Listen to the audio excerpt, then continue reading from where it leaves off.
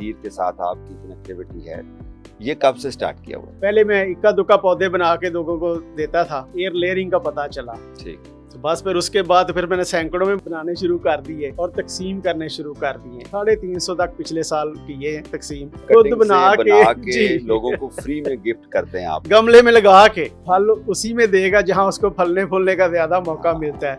Cutting किस मौसम में लगाते हैं? कटिंग लगाते हैं तो फल पहले निकलता है, पत्ता बाद में निकलता है। सर इसके लिए 2 मौसम बहुत ही सूटेबल है। 2 आंखें जिसको कहते हैं ना उसकी बनी हो, वहां से वो ग्रो करना शुरू कर देती है। मिट्टी को नम रखें तो आप देखेंगे ये 15 से 20 दिन में ये ग्रो करना शुरू कर जाती है। अंजीर के दरख्त से बहुत सारे फायदे हैं। इसका साया भी होता है और एवरग्रीन भी होता है। फल बड़ा ही इसकी न्यूट्रिशनल वैल्यू बहुत ज्यादा है और हर कोई चाहता है कि घर में अंजीर के पौधे लगाएं। 1 इंच पोर्शन से उसका ऊपर वाला जो छिलका है ना, वो आपने किसी तेजदार पील ऑफ कर देना, किसी तेजदार आले से नोक से, और फिर उसके ऊपर आपने गीली मिट्टी लगा देनी। उसके ऊपर हम छापर लपेट देते हैं और दोनों तरफ से उसको एयर टाइट करके बांध देते हैं ताकि नमी उसकी कैद हो जाए। बिल्कुल, ताकि उसको हवा ना लगे। 30 दिन के अंदर अंदर आपको नजर आना शुरू हो जाती है छापर के अंदर थी कि जड़ें निकल आई हैं। जबरदस्त। बस उसको फिर शाख से काटे और वो पौधा जमीन में लगा दे, वो आपका तैयार पौधा है। तो एक पौधे से आप 100 पौधे 1 महीने में बना ले।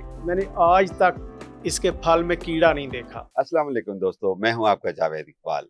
आज हमारे साथ हैं जी इंजीनियर मोहम्मद यूसुफ, जिनको मैं कहता होता हूं कि ये बाबा परिंदे हैं, परिंदों के बाबा जी हैं। साथ ही साथ ये एक स्पेसिफिक दरख्त को बहुत ज़्यादा प्रमोट करते हैं और लोगों को बना के बांटते भी हैं। और ये साल से सिलसिला चल रहा है उनका, और इसके ऊपर उनकी एक्सपर्टीज़ हैं। मेरा मतलब है इंजीर का दरख्त। तो इंजीर के दरख्त से बहुत सारे फ़ायदे हैं। इसका साया भी होता है और एवरग्रीन भी होता है। इसका फल बड़ा ही इसकी न्यूट्रिशनल वैल्यू बहुत ज़्यादा है और हर कोई चाहता है कि घर में अंजीर के पौधे लगाएं। क्या हम इसको गमले में लगा सकते हैं? क्या हम इसको साई वाली जगह पे लगा सकते हैं? इसको मिट्टी कैसी चाहिए? इसकी केयर कैसी करनी चाहिए? इसकी प्रोपेगेशन कैसी होती है? इसकी कटिंग क्या लगती है? क्या ये बीज से उगाना चाहिए? ये सारे मुख्तलिफ सवाल हैं और इसके ऊपर बहुत ज़्यादा आपने देखा होगा कि कोई एक ख़ास वक्त पे आके बीमारी एक आती है, इसके ऊपर अटैक होता है। उससे कैसे बचाते हैं इसको, और कौन कौन सी अंजीर की किस्में हैं जो सक्सेसफुली पाकिस्तान में ग्रो होती हैं? इन सारे सवालों के जवाब आज हम लेंगे इंजीनियर मोहम्मद यूसुफ से। सर अस्सलाम वालेकुम, वेलकम टू लाहौर। आप हमेशा जब भी लाहौर आते हैं तो हमें वक्त देते हैं, तो आपकी मौजूदगी का फ़ायदा उठाते हुए आज हम अंजीर के ऊपर एक सैर हासिल आपसे गुफ्तगू करेंगे। जी वालेकुम सलाम, बहुत शुक्रिया सर। सर जी, आपने ये सिलसिला जो अंजीर के साथ आपकी कनेक्टिविटी है, ये कब से स्टार्ट किया हुआ है? सर इसको तो वैसे तो कई साल हो गए हैं, लेकिन जो फरोग देना इसको शुरू किया है वो कोविड-19 के बाद ज्यादा किया है। पहले मैं इक्का दुक्का पौधे बना के लोगों को देता था। कोविड-19 में कुछ दिन घर बैठना पड़ा, तो इस पर रिसर्च शुरू कर दी कि कैसे पौधे ज्यादा हम बना सकते हैं। तो एयर लेयरिंग का पता चला। ठीक। तो बस फिर उसके बाद फिर मैंने सैकड़ों में बनाने शुरू कर दिए और तकसीम करने शुरू कर दिए। आप हर साल कितने पौधे तकसीम करते हैं? सर मिनिमम हर साल मैं 100 करता हूँ, लेकिन ये 350 तक पिछले साल किए हैं तकसीम। खुद बना के लोगों को फ्री में गिफ्ट करते हैं आप? गमले में लगा के, गमले समेत आप गिफ्ट कहता बस ये मुझसे पिक कर ले। मैं दूसरे शहरों में नहीं बेच सकता, लेकिन मुझसे जो पिक कर लेगा गमले समेत उसको देता हूँ। ले जी, आपके लिए भी ऑफर है दो के इनको फंसाने वाली बात है। मेरा नंबर स्क्रीन पे मौजूद है, आप मेरे से रब्ता करके इनका नंबर ले सकते हैं। सादकाबाद में ये मौजूद होते हैं और उसके करीब इर्द गिर्द जो रहने वाले लोग हैं वो खुद इनसे कलेक्ट कर सकते हैं, और कुछ ऐसा अरेंजमेंट भी हम कर सकते हैं कि हम ग्रीन गार्डन्स के तवस्सुत से भी डिलीवरी आप तक पहुंचा सकते हैं। तो आपको अंजीर के पौधे बने बनाए थैली में या गमले में, यानी कि आपने ला के उसको सिर्फ ज़मीन में लगा देना है, तो वो आप इनसे ले सकते हैं। सर, अंजीर का पौधा अर्बन एरियाज में गमले में लग सकता है, और अगर लग सकता है तो किस साइज़ के गमले में? सर छोटे से छोटा, बड़े से बड़ा गमला जिसमें भी लगाएं लगने को लग जाता है। ठीक है। लेकिन फल उसी में देगा जहां उसको फलने फूलने का ज्यादा मौका मिलता है। जितना बड़े साइज का होगा गमला उसमें उतना ही ज्यादा। इसको तो अगर 6 इंच वाले लगाते हैं ना गमले में, ये फल तो उसको उसमें भी लग जाता है। ऐसी कुदरत है अल्लाह की, ये जन्नती पौधा जहां भी लगाएं ये चलता है। मैं कटिंग लगाएं तो इसका फल लग जाता है, उस कटिंग को भी? जी, कटिंग को जब आपने कटिंग लगाते हैं तो फल पहले निकलता है, पत्ता बाद में निकलता है। बिल्कुल सही। तो इसको जहां भी लगाना चाहिए। मैंने इसको कलर वाले इलाकों में भी लगा के देखा है, वहां भी लगे हैं और फल दिया है। ऐसी कोई इसमें अल्लाह इसका ताला मतलब ये हुआ कि ये हर तरह की जमीन इसको सूट सूट करती है, एडजस्ट हो जाता है ये। एडजस्ट हो जाता है। अच्छा, मेरा अपना तजर्बा ये है कि ये जो फ्रूट ट्रीज हैं, जो बड़े साइज के दरख्त होते हैं, जिस तरह आम है, जिस तरह जामुन है या इंजीर का पौधा है, तो आप बड़े से बड़े गमले में भी लगाएंगे या ग्रो बैग में लगाएंगे तो इसकी परफॉर्मेंस वो नहीं हो नहीं सकती, होगी, हो ही नहीं सकती, ऐसे पॉसिबल ही ही है। नहीं है। ये ऐसे ही है जैसे आप एक हाथी के बच्चे को मुर्गी के दड़बे में या बकरी के दड़बे में आप डाल के उसकी परवरिश शुरू कर दें और ये एक्सपेक्ट करें कि ये बड़ा हाथी बड़ा हो जाएगा, तो शायद उसकी वो उस तरह से ग्रोथ नहीं हो पाती। तो जो दरख्त हैं जमीन में ही अच्छी परवरिश मिलती है और उसी में लगाना चाहिए। फिर भी अगर आप किसी ग्रो बैग में या बड़े साइज के गमले में लगाना चाहें तो आपने देखा होगा ये केमिकल वाले बड़े साइज के ड्रम होते हैं जो 200 लीटर वाले होते हैं, उसके अंदर प्रॉपर नीचे से ड्रेन होल बना के अच्छी मिट्टी तैयार करके उसके अंदर किसी हद तक आप इसकी परफॉर्मेंस ले सकते हैं। प्लस ग्रो बैग्स हैं, मिनिमम साइज जो ग्रो बैग आपको चाहिए फ्रूट ट्रीज के लिए वो 24 इंच बाय 18 इंच है। उससे छोटा ग्रो बैग होगा तो इसकी मिट्टी इतनी कम होगी जिसके अंदर इसकी जड़ें अच्छी परवरिश नहीं करेंगी।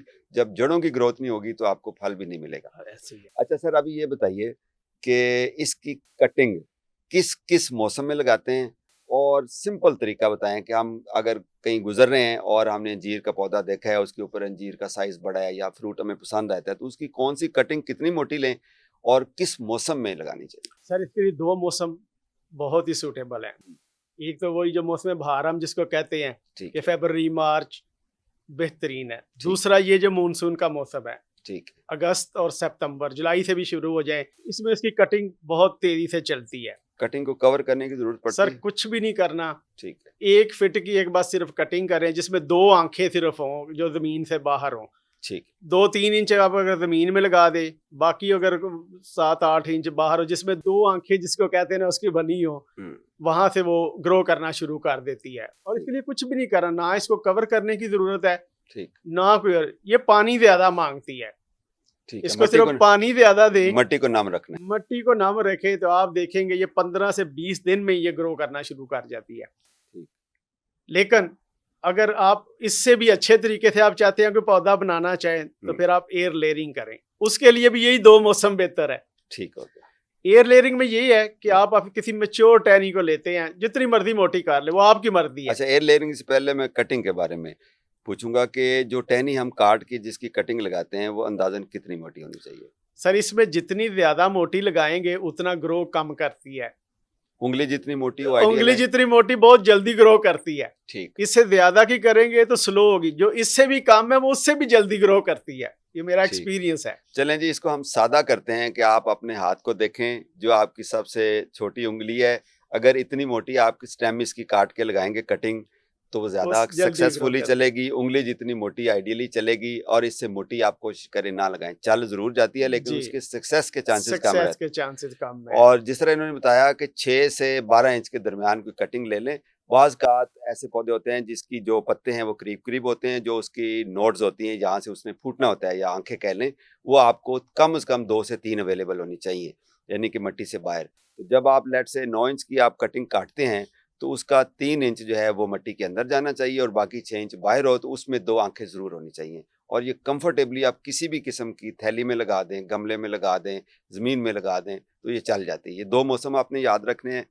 एक तो मानसून का मौसम है, इसमें ये जो जुलाई के एंड से लेके अगस्त और सितंबर, और इसके अलावा फरवरी मार्च, ये 2 मौसम में बाकी कटिंग्स भी चलती हैं और ये ज़्यादा सक्सेसफुली चलती है। अभी सर आते हैं एयर लेयरिंग के ऊपर। एयर लेयरिंग से आपने बहुत पौधे बनाए और सक्सेसफुली बनाए। अच्छा, इससे पहले कि मैं इनके साथ ये सवाल करूं कि ये कब होनी चाहिए और कैसे होनी चाहिए, air layering by the way cutting से भी बहुत ही अच्छा तरीका है पौधे की प्रोपेगेशन का, यानी कि नए पौधे बनाने का।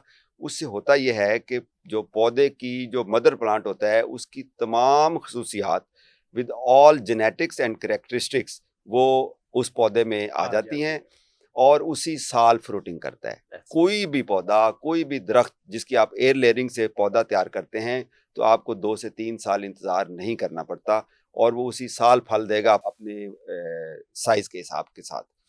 तो एयर लेयरिंग सर आपने बताया कि इस मौसम में ज्यादा सक्सेसफुली होती है। उसकी बड़ी सिंपल सी रीजन है। एयर लेयरिंग जिस तरह आप सब जानते हैं कि आप किसी भी टहनी के ऊपर आप कुछ ऐसा मट्टी या कोई ऐसा कोकोपीट या आप उसके ऊपर पीट मॉस लगा देते हैं जिसके अंदर जड़ें उसकी निकलती हैं, हम इनसे अभी एक्सप्लेनेशन मांगते हैं, और उसको मुसलसल नम रखना होता है। अब मानसून में चूंकि बारिशें होती रहती हैं तो वो मट्टी या जो भी मटेरियल होता है वो नम रहता है, तो आप एयर लेयरिंग के लिए सबसे बेस्ट सीजन जो है वो मानसून का आप ज़हन में रखें।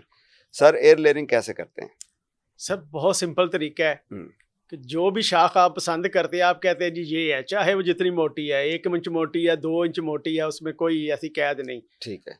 1 इंच जो उसका सर्कुलर पोर्शन है, 1 इंच पोर्शन से उसका ऊपर वाला जो छिलका है ना, वो आपने किसी पील ऑफ कर देना। तेजदार, हाँ, पील ठीक। ऑफ कर देना किसी तेजदार आले से, नोक से। ठीक। और फिर उसके ऊपर आपने गीली मिट्टी लगा देनी, आम गीली मिट्टी, कोई ठीक उसमें है। चिकनी, कोई उसमें कोई नहीं, ठीक। गीली करके लगानी है कि मॉइस्चर कायम रहे। ठीक है। उसके ऊपर हम छापर लपेट देते हैं और दोनों तरफ से उसको एयर टाइट करके बांध देते हैं ताकि धागे से, नमी उसकी कैद हो जाए। बिल्कुल, ताकि उसको हवा ना लगे। ठीक। वो जहां से आपने वो काटा है ना उसका हिस्सा और ऊपर मिट्टी लगाई है, वहां से जड़ें निकल आती हैं और ठीक। 20 से लेकर 30 दिन के अंदर अंदर आपको नजर आना शुरू हो जाती हैं शापर के अंदर से कि जड़ें निकल आई हैं। जबरदस्त। बस उसको फिर शाख से काटें और वो पौधा जमीन में लगा दे, वो आपका तैयार पौधा है। ज्यादा से ज्यादा क्या होगा, वो अपने पहले पत्ते गिरा देगा, हफ्ते के अंदर वो पत्ते अपने दोबारा निकाल देता है। और अंजीर की सूरत में मैंने ये देखा है कि अगर उसके साथ फल लगा हुआ था तो कई दफा होता है वो फल भी गिरता नहीं है, वहीं से पौधे चल पड़ते हैं आगे और वो फल भी साथ लगा होता है, तो अगले साल तो वो शोर शार फल देता है। अच्छा जी, जिस तरह आपने सुना है मैं इसको दोबारा से रिपीट करता हूँ। कोई भी 1 इंच उंगली जितनी मोटी हो या 1 इंच मोटी हो या इवन 2 इंच टहनी मोटी हो, तो उसको 1 इंच का सेगमेंट उसके ऊपर से उसकी छाल उतार देते हैं, हल्का सा उसको रगड़ते हैं ताकि जो मट्टी है वो डायरेक्ट उसकी जो बोन टाइप लकड़ी होती है उसको टच करे।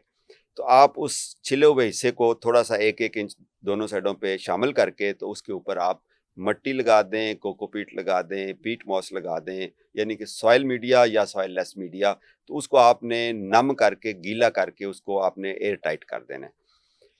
और जब आप उसको एयर टाइट करेंगे तो उसकी नमी उसके अंदर मेंटेन रहेगी। अब चूंकि हवा में नमी का तनासुब मानसून में ज़्यादा होता है तो वो, और मौसम भी तकरीबन ठीक होता है, बारिशें होती रहती हैं तो बहुत जल्दी वो खुश्क नहीं होती है। इसी इसना में उसके अंदर से जड़ें निकल आती हैं और नया पौधा आपका तैयार हो जाता है।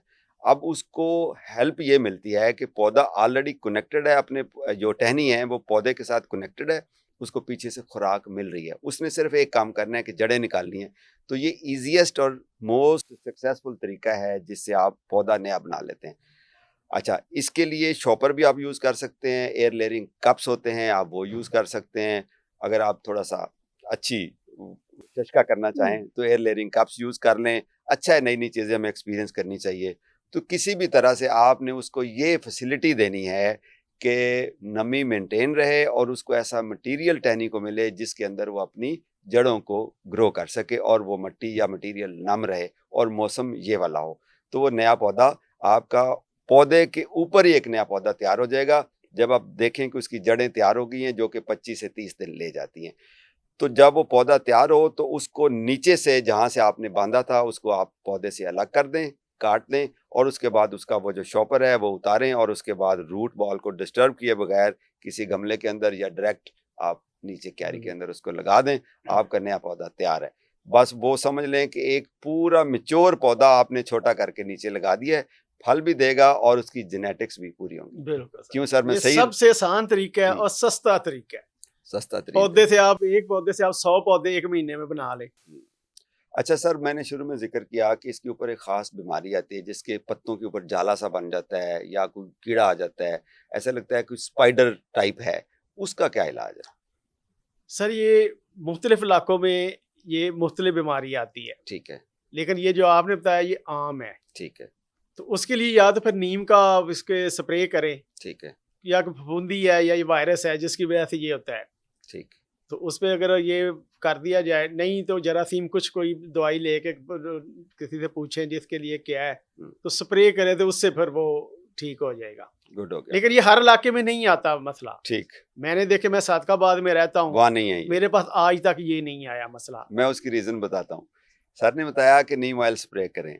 अच्छा, सक्सेसफुल तरीका यह है कि आप अपने गार्डन में हर हफ्ते 10 दिन के बाद नीम ऑयल का स्प्रे करते रहें। नीम ऑयल का स्प्रे ये पेस्टिसाइड नहीं है, ये है आप ये प्रिवेंट करता है, बेसिकली ये परहेज़ है, ये इलाज नहीं है। अगर आप नीम ऑयल का स्प्रे करते रहेंगे तो आपके ओवरऑल पौधे, दरख्त हेल्दी रहेंगे, चाहे वो फ्रूट ट्रीज़ हों, चाहे आपके ऑर्नामेंटल प्लांट्स हों, चाहे फूल हों, चाहे आपकी सब्जियाँ हों। तो हर हफ्ते इसका नीम ऑयल स्प्रे करते रहें। उसकी रीज़न क्या है? उसकी रीज़न ये है कि नीम के ऑयल के अंदर 2 एलिमेंट्स होते हैं जो पौधों को महफूज रखते हैं इंसेक्ट से। एक बिटर टेस्ट और एक बिटर स्मेल, यानी कि उसकी जो स्मेल है वो इंसेक्ट्स को पसंद नहीं है, और दूसरी है जी उसका टेस्ट जो कि कड़वा होता है, आप सब जानते हैं। तो जब वो पत्तों के ऊपर हम नीम ऑयल स्प्रे करते हैं तो उनमें स्मेल भी पैदा हो जाती है और उसके अंदर टेस्ट भी आ जाता है, और जो कि 1 हफ्ते या 10 दिन के बाद ज़ाहिल हो जाता है। और अगर इंसेक्ट्स को वो गैप मिलेगा तो वो दोबारा आके वो पत्ते खाएँगे, और अगर आप दोबारा रिपीट कर देते हैं उससे पहले कि असर ज़ाहिल हो, तो ये वाला जो टेस्ट और स्मेल है या नीम ऑयल का स्प्रे, ये पौधों के लिए बेनिफिशियल है, ये एंटी फंगल है और पौधों को इंसेक्ट से बचाता है, और इटसेल्फ इसके कोई साइड इफेक्ट्स नहीं है। तो ये आप करते रहें। आप चूंकि नीम ऑयल रेगुलर स्प्रे करते हैं तो आप अपने ओवरऑल गार्डन को हेल्दी रखने के लिए तो वहाँ नहीं आते, लेकिन अगर आपका ये वाला जो इंजीर के ऊपर बीमारी आ जाए, ज़्यादा हो जाए, इससे पहले कि ज़्यादा हो आप शुरू में देखते रहें। जिस तरह मैं कहता हूँ कि रोज़ाना अपने पौधों को एक बार देख लिया करें ताकि आपको उनकी बीमारी के आगाज़ में पता चल जाए। लेकिन फिर भी अगर ज़्यादा हो तो कोशिश करें कि जो अफेक्टेड लीव्स हैं उनको उतार के आप तलफ कर दें और फिर नीम ऑयल स्प्रे करें, रेगुलर उसको स्प्रे करें तो कोई बीमारी नहीं आएगी। बाय द वे मैं आपको यहाँ पर एक रिक्वेस्ट करता चलूँ कि आप अपने घर में सब्जियाँ उगाएं, फूल उगाएं, ऑर्नामेंटल प्लांट्स हों या फ्रूट ट्रीज हों, उनके ऊपर जहर स्प्रे ना करें। अगर आपने जहर ही स्प्रे करके खाने हैं तो बाजार से मिल जाते हैं, सारे बागों में, सारी सब्जियों पे, खेतों में स्प्रे होता है, तो आप बिस्मिल्लाह करें, बाजार से ला के खा लें, स्प्रे वाला आपको मिल जाएगा। अगर आपने घर में उगा के स्प्रे ही करके जहर का स्प्रे खाना है तो बेहतर है कि आप मार्केट से ले लें और ये वाली जहमत ना करें। नीम ऑयल से अच्छा कोई भी ऑर्गेनिक पेस्टिसाइड नहीं है। अगर हम इसको पेस्टिसाइड कंसिडर कर भी लें, ये बहुत अच्छी प्रिवेंशन है। तो अंजीर के साथ साथ आप बाकी सारी पौधों के ऊपर आप इसको कर सकते हैं। क्यों सर, सही कहा मैंने? अच्छा सर, आपका बहुत शुक्रिया, आपने बड़ी टिप्स दी हैं और आपको हम तंग करेंगे। लोग चूंकि अभी हमारा पॉडकास्ट देखने के बाद यकीनन उनकी ख्वाहिश होगी और होनी भी चाहिए, और आपकी भी कोशिश होती है और ख्वाहिश होती है कि ज़्यादा से ज़्यादा लोगों तक पहुँचाएं। तो अगले साल से आपने 300 की बजाय अब 1000 तक आ जाएं, और इंशाल्लाह अल्लाह पाक ऐसा ऐसा बरकत डाल रहा है। 100 से काम शुरू हुआ था, अब 300-350 पे आ गया, और अल्लाह करे कि ये 30,000 तक जाए। मजे की बात है कि अब जो पौधे फल दे रहे हैं, जो मेरे लगाए हैं, उनकी तादाद 1000 से ज्यादा है जो फल दे रहे हैं, जो जमीन पे कायम है। तो कितनी बड़ी अचीवमेंट है। तो आपको अंजीर के बारे में किसी किस्म की और रहनुमाई चाहिए, अंजीर के अच्छे पौधे चाहिए, तो वो हम इंजीनियर मोहम्मद यूसुफ से रिक्वेस्ट करके आपको गाइडेंस भी मिलेगी और आपको पौधे भी मिल जाएंगे। इनका नंबर आप मेरे से ले सकते हैं, मेरा नंबर स्क्रीन पे मौजूद है। मैं डायरेक्ट इनका नंबर इसलिए नहीं डालता कि फिर लोग ज़्यादा इनको बॉदर करते हैं। तो अपना ख्याल रखिए। इससे पहले कि मैं क्लोजिंग करूँ, मैं सर से रिक्वेस्ट करूँगा कि अंजीर के बारे में लोगों को मोटिवेशन के लिए कोई अच्छा सा मैसेज। सर देखिए, अंजीर अल्लाह ताला ने भी कसम खाई है, अंजीर और ज़ैतून की कसम, तो ऐसे नहीं कोई खाई, इसमें कोई ख़ास खूबी है। बिल्कुल सही। मसलन मेरी जो अपनी ऑब्जर्वेशन है, मैंने आज तक इसके फल में कीड़ा नहीं देखा। ताज़ा फल में कीड़ा नहीं देखा। परिंदे खा के चले जाते हैं कई दफ़ा आधा फल, मैं उसको भी ऑब्जर्व करता हूँ कि इसमें कीड़ा है कि नहीं, कभी मैंने कीड़ा नहीं देखा। अल्लाह ताला ने ऐसा कोई इसमें रखी है खूबी। तो बाकी सेहत के देखें, सेहत में तो इसमें कैल्शियम है, इसमें मैग्नीशियम है, इसमें पोटाशियम है, इसमें फाइबर है, तो सेहत के वाले से भी इसका कितने फ़ायदे हैं। तो अगर आप अंजीर लगाएंगे तो ये सारे फ़ायदे आपको मिलेंगे, ये जन्नती फल है। ज़बरदस्त सर, बहुत शुक्रिया। अंजीर के दरख्त को अपने घर में प्लांट्स लगाने के लिए ज़रूर कंसिडर कीजिए। इसका फल ख़ुद भी खाइए, परिंदे भी खाएंगे, कोयल भी आएगी और बहुत सारे परिंदे भी आएंगे जो इसके फल को बहुत पसंद करते हैं। और आपके जो गार्डन है, आपकी सोसाइटी है, आपका फार्म हाउस है, उसके लिए बहुत अच्छा एडिशन है। अपना ख्याल रखिए। Happy gardening.